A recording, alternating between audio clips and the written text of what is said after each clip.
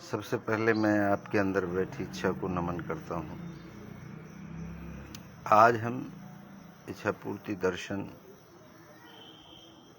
में आपको कुछ समझाने की कोशिश करेंगे।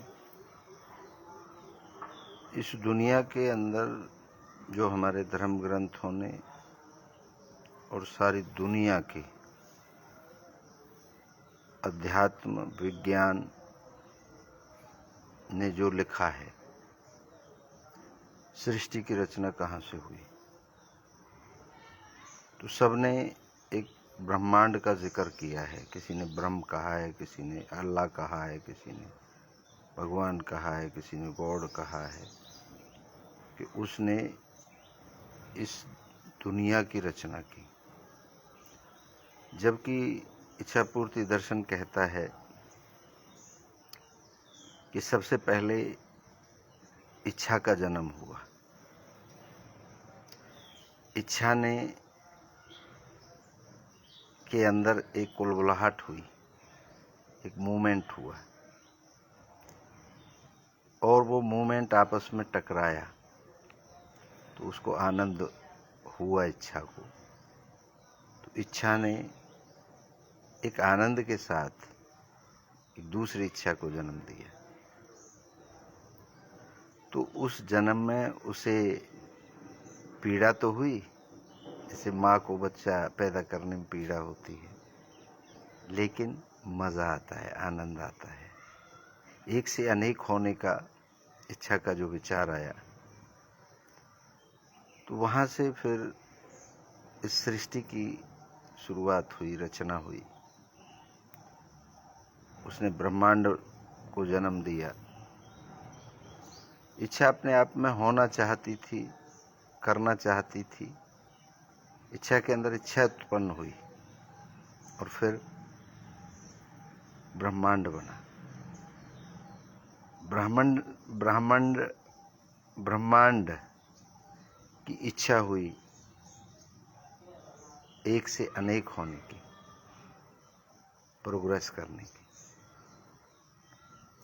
प्रोग्रेस नेचर में रखा और एक से अनेक होने में आनंद को केंद्र में रखा। मज़ा, ऑर्गेज़म, उसका जन्म हुआ और वो आगे बढ़ने लगा। उसने धरती, आकाश, अग्नि, जल, वायु को जन्म दिया ब्रह्मांड ने। ये सारी निर्जीव वस्तुओं को जन्म दिया। सब निर्जीव थी। जब ये सब हजारों लाखों साल चुप पड़े रहे तो इनकी भी एक अपनी अपनी इच्छा उत्पन्न हुई। जल को में मूवमेंट हुआ, जल की इच्छा हुई कि मैं एक से अनेक हो जाऊं, और उसको आनंद आया, वो बहने लगा। उसी तरीके से आकाश में भी हलचल हुई, इच्छा हुई, तो आकाश ने एक से अनेक होने का प्रोसेस शुरू किया। तो उसको ऑर्गेज़म हुआ, आनंद आया, मज़ा आया। तो आकाश ने सूरज, चांद, सितारे, ग्रह इत्यादि बनाना शुरू कर दिया। उसके बाद धरती में भी मूवमेंट हुआ ऑर्गेज़म का। तो उसने पेड़, पौधे, पत्थर, पहाड़ बनाने शुरू कर दिए, एक से अनेक होने का। उसी प्रकार अग्नि में भी बढ़ने की इच्छा हुई, मूवमेंट हुआ, तो आग आगे बढ़ी और जलने लगी। उसी प्रकार वायु में मूवमेंट हुई तो हवा चलने लगी। उसने जन्म दिया कार्बन डाइऑक्साइड और आपका ऑक्सीजन वगैरह का। तो इसी प्रकार से प्रोग्रेस होता रहा। प्रोग्रेस होते होते फिर निर्जीव से सजीव होने लगे, चलायमान हो गए। और फिर धीरे धीरे करके मानव तक हम पहुंचे। अब इसको उदाहरण के साथ ऐसे समझ सकते हैं, एक माँ एक बच्चे को जन्म देती है तो उसको आनंद आता है, और जो बच्चों को जन्म नहीं दे पाती उनको आनंद नहीं आता। वो तड़पती रहती हैं, विचलती रहती हैं, परेशान रहती हैं वो माँ। और हमारे अंदर भी, इसको आज तक अभी आप आत्मा समझते रहे, विज्ञान अलग पुष्टि करता है, अध्यात्म अलग पुष्टि करता है, कोई सोल कहता है, कोई आत्मा कहता है, लेकिन इच्छा पूर्ति दर्शन कहता है वो इच्छा है हमारे अंदर भी। इच्छा का चक्र हमारे जीवन में भी चलता रहता है। इच्छा की कलेक्शन हमारे अंदर मेमोरी इकट्ठा करती है। इच्छाएं पूरी भी होती हैं, इच्छाएं नहीं भी पूरी होती हैं। कुछ कैसे पूरी होती हैं, क्यों पूरी नहीं होती, उन सब के ऊपर हमने एक पूरा दर्शन खड़ा कर दिया है, दर्शन लिख दिया है। हम इच्छा हैं, हम सभी एक इच्छा हैं।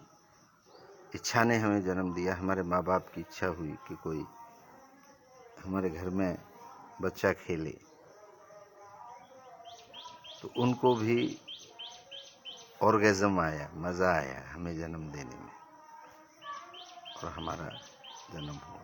अब हम भी अपनी इच्छा हुई कि एक से अनेक हों, तो हमने अपने बच्चों को जन्म दिया।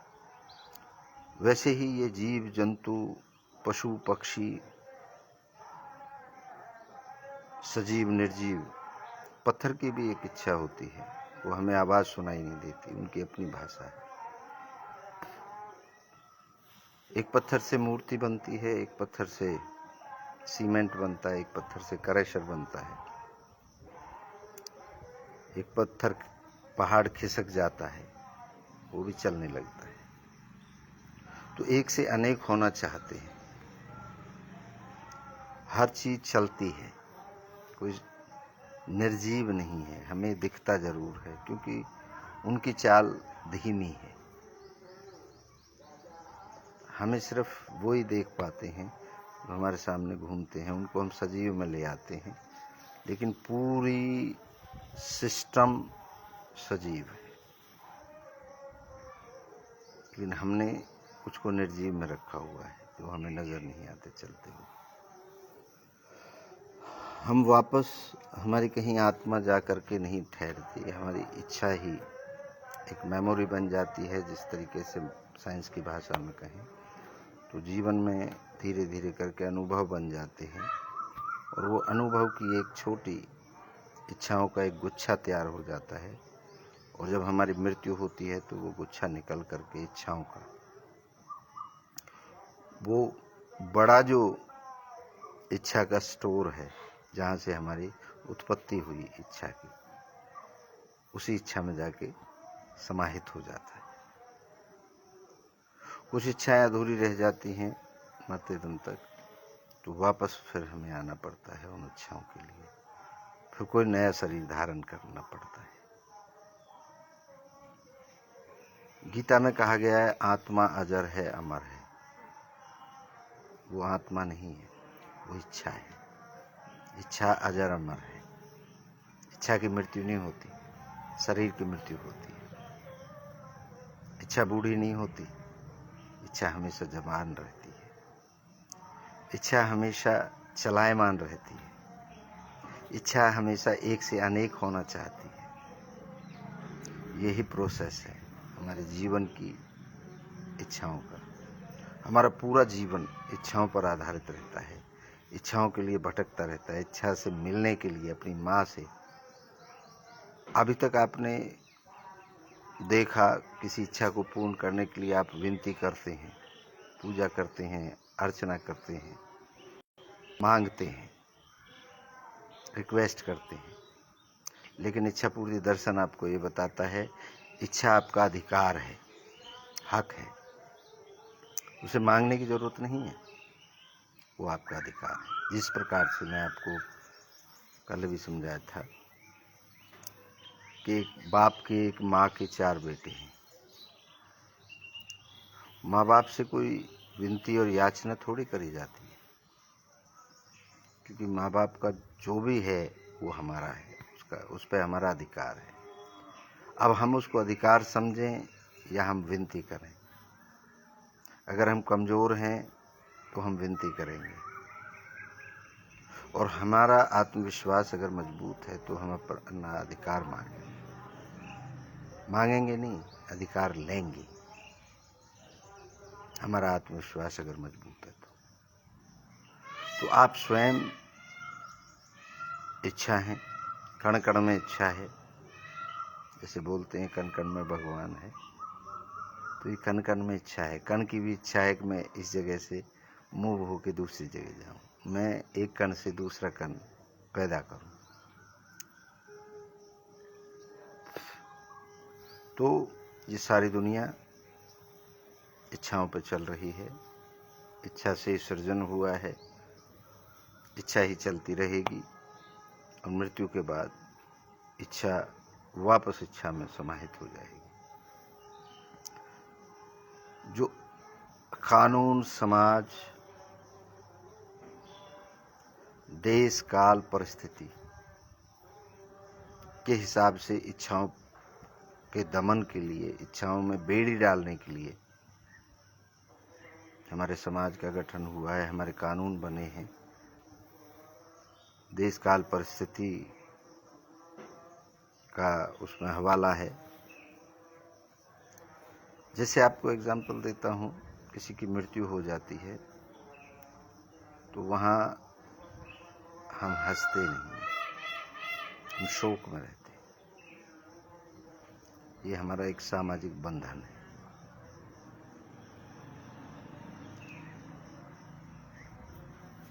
इस तरीके से समाज ने कुछ पैरामीटर डिसाइड करे,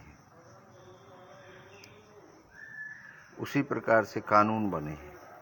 कानूनों ने भी पैरामीटर डिसाइड करे हैं व्यवस्थाओं को चलाने के लिए। तो हमारी इच्छा कानून, समाज, देश, काल, परिस्थिति, सिचुएशन, उन सब में बांध दी गई है। स्वच्छंद नहीं छोड़ा गया उसको। स्वच्छंद छोड़ा जाएगा तो हजारों लाखों इच्छाएं उत्पन्न होती, लेकिन उसके बाद भी समाज को भी तोड़ते हैं लोग, कानून को भी तोड़ते हैं, देश, काल, परिस्थिति को भी तोड़ करके अपनी इच्छाओं की पूर्ति के लिए काम करते हैं। इच्छा पूर्ति दर्शन, आपकी इच्छाएं कैसे तय समय सीमा में पूर्ण होंगी, इसका बहुत शोध, गहन अध्ययन विज्ञान के साथ मिल करके उनके समाधान के प्लान बनाए हैं। कैसे जवाबदेह हो इच्छा का। अभी भिन्न भिन्न प्रकार से लोग अपनी इच्छाओं की पूर्ति के लिए जाते हैं, जगह जगह पर भटकते रहते हैं, को कहीं जाने की जरूरत नहीं है। इच्छा आपके अंदर है, और आपकी आत्मविश्वास ही आपकी इच्छाओं की पूर्ति करेगा। अच्छी बुरी, स्वर्ग नरक की संज्ञा जो दी गई है वो किस प्रकार से दी गई है। एक इच्छा जब यहाँ शरीर छोड़ के जाती है तो एक बच्चा अगर मेडल लेके आता है तो माँ खुश होती है। ज़्यादा इच्छाएं पूरी करके अगर आपका शरीर यहाँ से जाता है, आपकी इच्छा जाती है वापस अपने घर, अपनी इच्छा में मिलने के लिए, तो माँ जो जिसने जन्म दिया है हमें, इच्छा ने, वो बड़ी खुश होती है, हमें गले लगाती है। लेकिन एक बेटा अगर समाज और कानून के हिसाब से गलत करके आता है तो माँ गले तो उसे भी लगाती है, लेकिन वो खुशी के आंसू नहीं होते, वो दुख के आंसू होते। मैंने तुझे भेजा था अच्छी मेमोरी इकट्ठा करने के लिए, समाज हित में करने के लिए, दुनिया का भला करने के लिए, सृजन करने के लिए, बढ़ाने के लिए, और तू घटा करके आया है, नुकसान करके आया है। तो हमारी इच्छा माँ, इसमें हम समाहित होते हैं, वो दुखी होते हैं। इसको नरक कहा है विद्वानों ने। कुछ इच्छा अधूरी रह जाती हैं, जैसे कहा है कि बार बार हमें जन्म लेना पड़ता है, तो वो कुछ इच्छाएं अधूरी रह जाती हैं, तो हमें वापस उस इच्छा को ध्यान में रख के फिर वापस आना पड़ता है, फिर से किसी शरीर में जाना पड़ता है। मोक्ष उसको कहा गया है कि हम अपनी वापस जा करके उस इच्छा माँ में ही समाहित हो जाएंगे, बार बार हमें शरीर लेना नहीं पड़ेगा।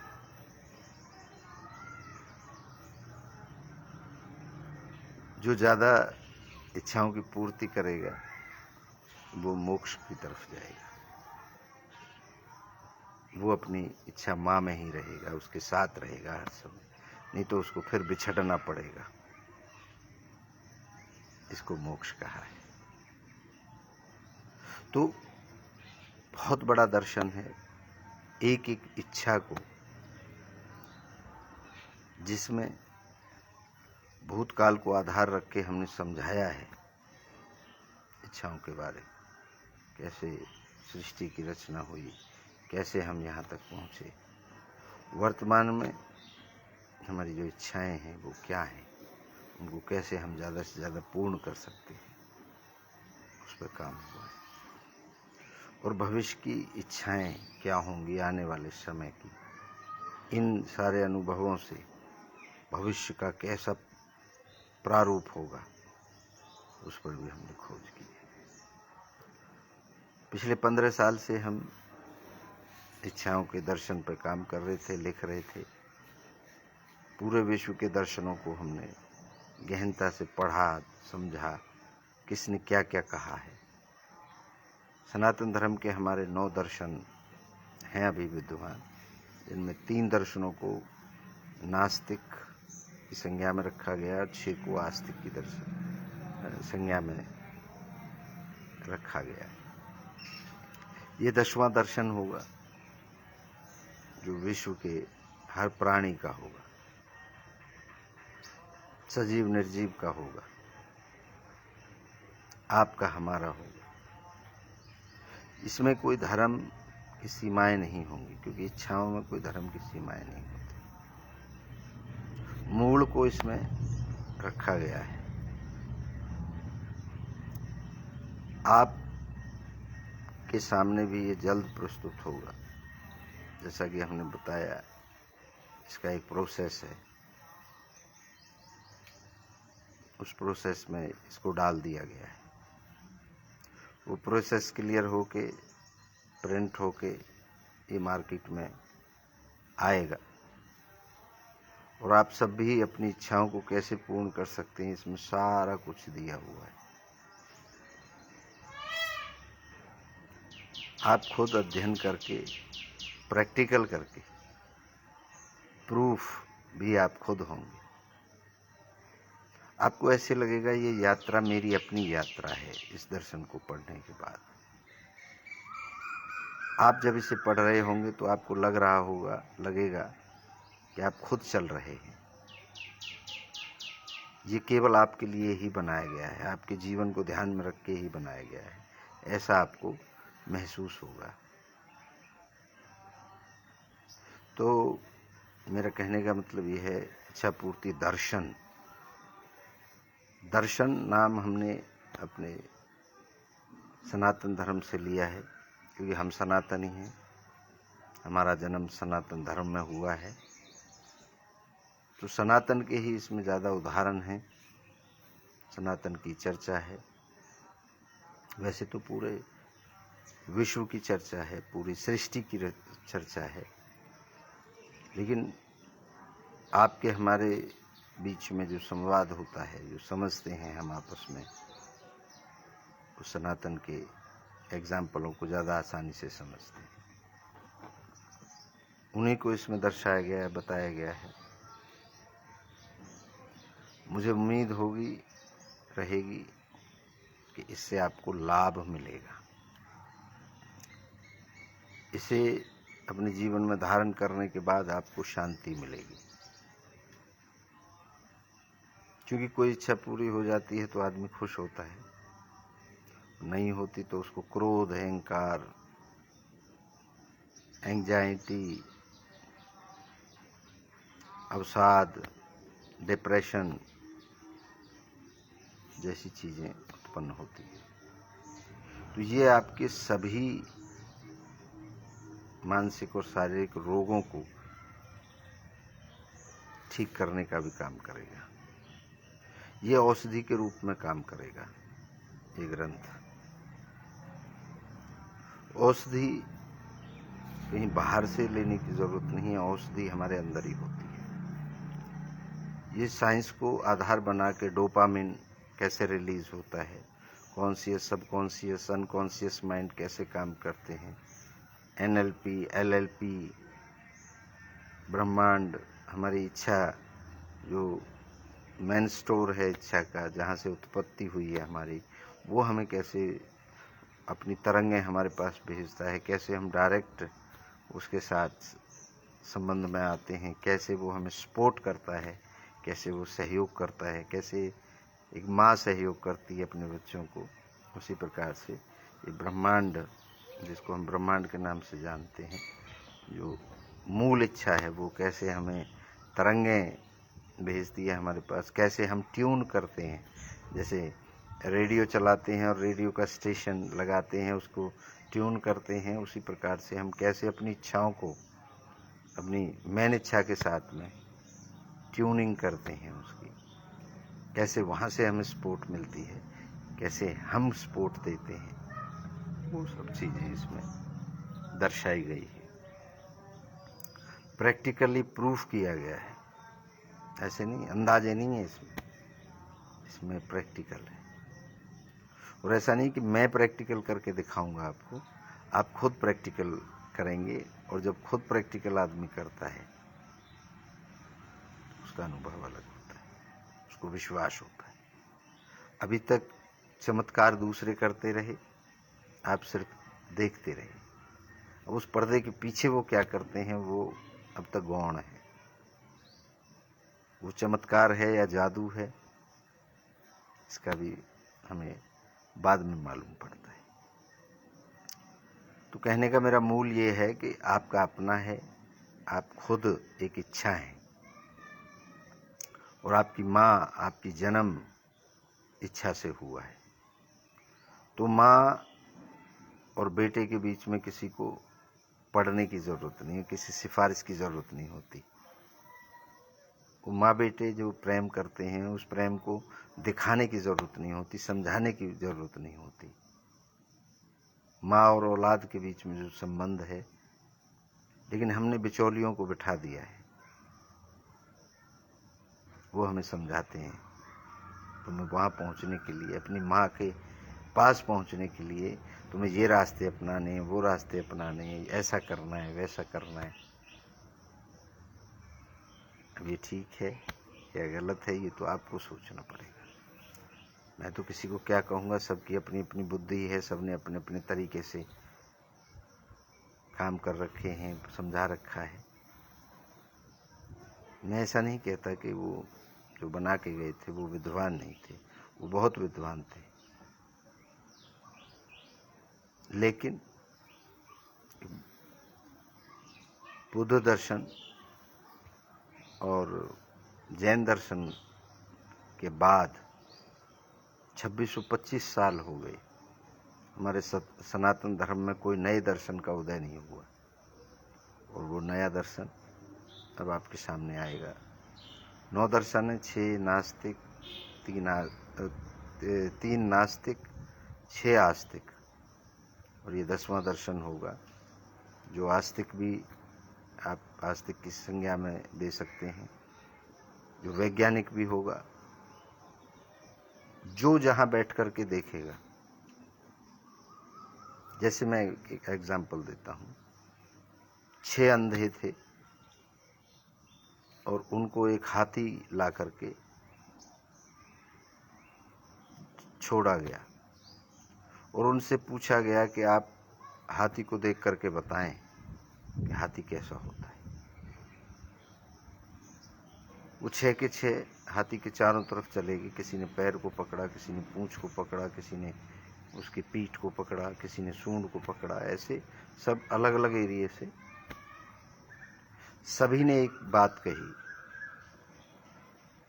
हाथी, एक ने कहा हाथी, पूंछ जिसके हाथ में आई, कि हाथी एक मोटी रस्सी की तरह होता है, ऐसा मोटा सा होता है, रस्सी सी होती है।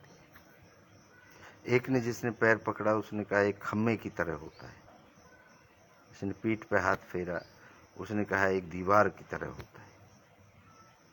जिसने सूंड को पकड़ा उसने सूंड की संज्ञा दी। जो जहां पर जिसको टच किया उसने बताया। सभी ने ठीक बताया और सभी ने गलत बताया। आपने आंखों से देखा है हाथी, तो आपको पता है हाथी कैसा होता है। लेकिन उन्होंने जो, क्योंकि उनकी आंखें तो है नहीं, उन्होंने महसूस किया जहां से जैसा, उन्होंने सबने सही बताया और गलत भी बताया। क्योंकि हाथी हाथी होता है, हाथी कोई रस्सी की तरह नहीं होता है। लेकिन उनकी दृष्टि, उनका महसूस करने का तरीका, वही इस दर्शन में होगा कि आप अगर आस्तिकता से इसको धारण करेंगे तो आस्तिक नजर आएगा, नास्तिकता से अगर इसको धारण करेंगे तो नास्तिक नजर आएगा, विज्ञान के कसौटी से अगर आप इसको धारण करेंगे तो वैज्ञानिक नजर आएगा, अपने जीवन, अपनी इच्छा से, एक मेरी तो ये इच्छा है, उससे कनेक्ट करेंगे तो आपको ऐसे लगेगा कि ये तो मेरा ही दर्शन है।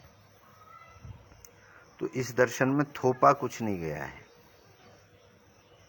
इसमें धारण करने का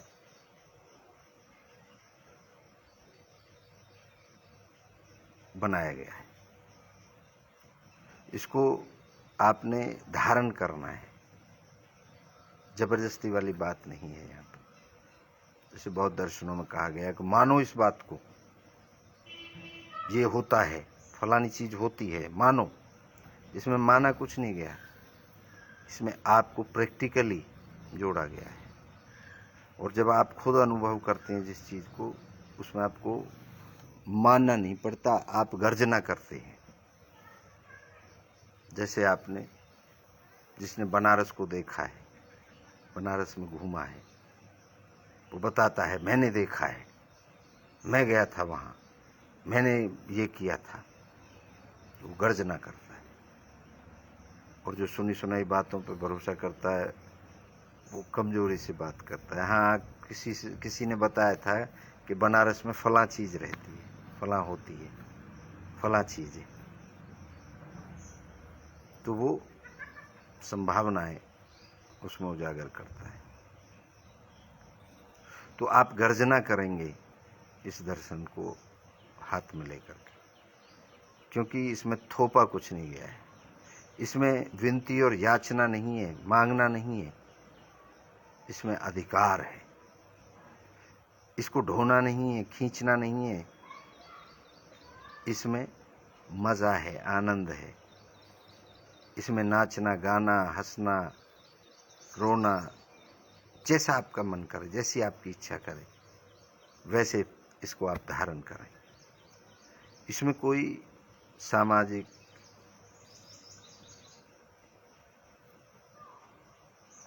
कानूनी, ये बाउंड्रियां आपको अपने हिसाब से तय करनी है। दर्शन की तरफ से तो आप स्वतंत्र हो, आप जिस देश काल परिस्थिति में रहते हो उसके हिसाब से आपने अपनी बाउंड्रियां तय करनी है।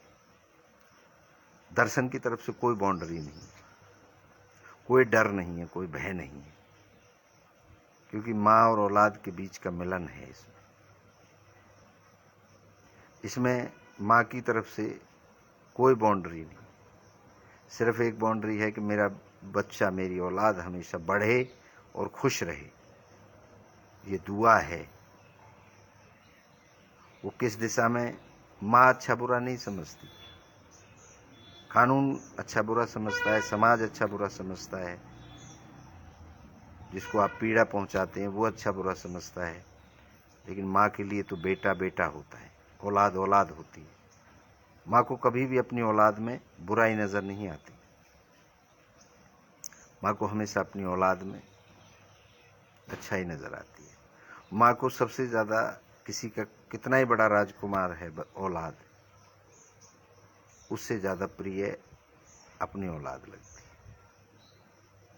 तो वही रिश्ता है एक माँ का बेटे के साथ, बेटी के साथ, औलाद के साथ जो रिश्ता है, वही इस दर्शन का मूल है, वही रिश्ता है। समाधान है, तर्क है, प्रैक्टिकल है, सब कुछ है। और सबसे आनंद की बात यह है, आपको किसी को पूछने के जाने की जरूरत नहीं है। खुद का खुद ही से सवाल है और खुद ही जवाब है। आप खुद से ही जवाब दोगे, खुद से ही सवाल करोगे। इस दर्शन में ये आनंद है। आपको मेरी नहीं माननी, या इसमें लिखी हुई बातों को मानना नहीं है, उन पे खुद अनुभव करके देखना है। जब खुद अनुभव करेंगे तो आप ही रचयिता रहेंगे, आप ही दृष्टा रहेंगे, और आप ही श्रोता रहेंगे, आप ही वक्ता रहेंगे। सब कुछ आप हैं।